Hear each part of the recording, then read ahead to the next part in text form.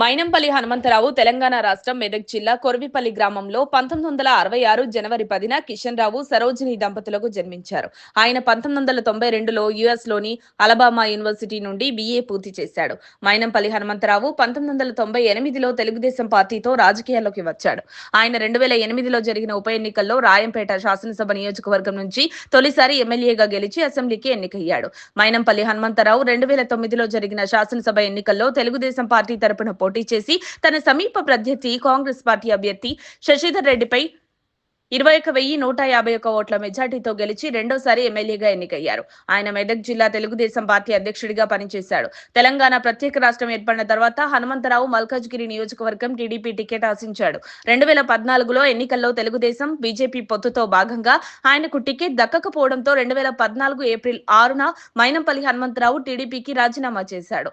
ఆయన 2014 ఏప్రిల్ 8న కాంగ్రెస్ పార్టీలో చేరాడు. కానీ అదే రోజు సాయంత్రం కాంగ్రెస్ పార్టీ ప్రకటించిన అభ్యర్థుల జాబితాలో ఆయన పేరు లేకపోవడంతో హనుమంతరావు 2014 ఏప్రిల్ 8న తెలంగాణ రాష్ట్ర సమితి పార్టీలో చేరాడు. ఆయన 2014లో జరిగిన పార్లమెంట్ ఎన్నికల్లో టీఆర్ఎస్ తరపున మల్కాజ్గిరి లోక్సభ నియోజకవర్గం నుండి పోటీ చేసి తన సమీప ప్రత్యర్థి టీడీపీ అభ్యర్థి సిహెచ్ మల్లారెడ్డిపై 28,371 ఓట్ల తేడాతో ఓటమి పాలయ్యాడు. ఆయన 2015 ఏప్రిల్ 21లో తెలంగాణ రాష్ట్ర సమితి గ్రేటర్ హైదరాబాద్ అధ్యక్షుడిగా ఏకగ్రీవంగా ఎన్నికయ్యాడు.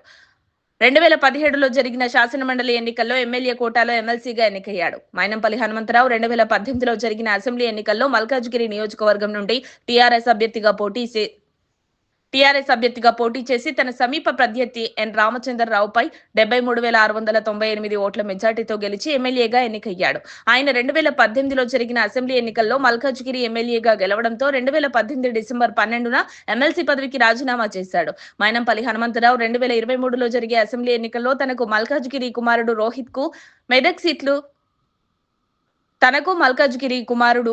కు మెదక్ సీట్లు డిమాండ్ చేయగా 2023 ఆగస్టు 21న బీఆర్ఎస్ పార్టీ ఒకటే టికెట్ కేటాయించడంతో దానికి మంత్రి హరీష్ రావు కారణమని ఆయనపై తీవ్ర విమర్శలు చేయగా ఈ వ్యాఖ్యలను బీఆర్ఎస్ అధిష్టానం సీరియస్ గా తీసుకుని ఆయనకు షోకాజ్ నోటీసులను జారీ చేసింది.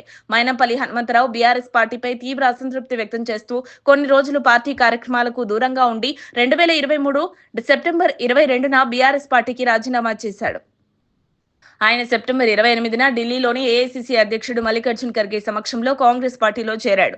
మైనంపల్లి హనుమంతరావుకు కాంగ్రెస్ అధిష్టానం అక్టోబర్ 15న 55 మంది అభ్యర్థులతో కూడిన మొదటి జాబితాను విడుదల చేయగా ఆయనకు ఆ జాబితాలో మల్కాజ్గిరి అసెంబ్లీ నియోజకవర్గం నుండి పోటీ చేసే అవకాశం దక్కింది. ఆయన 2023లో జరిగిన శాసనసభ ఎన్నికల్లో ఎమ్మెల్యేగా పోటీ చేసి ఓడిపోయారు. ఆ తర్వాత ఆయనను 2024లో జరగబోయే లోక్సభ ఎన్నికల్లో 2024 మార్చి 31న మల్కాజ్గిరి లోక్సభ ఇన్ఛార్జిగా నియమిస్తూ తెలంగాణ రాష్ట్ర కాంగ్రెస్ ఇన్ఛార్జ్ దీపాదాస్ మున్షి ప్రకటించింది.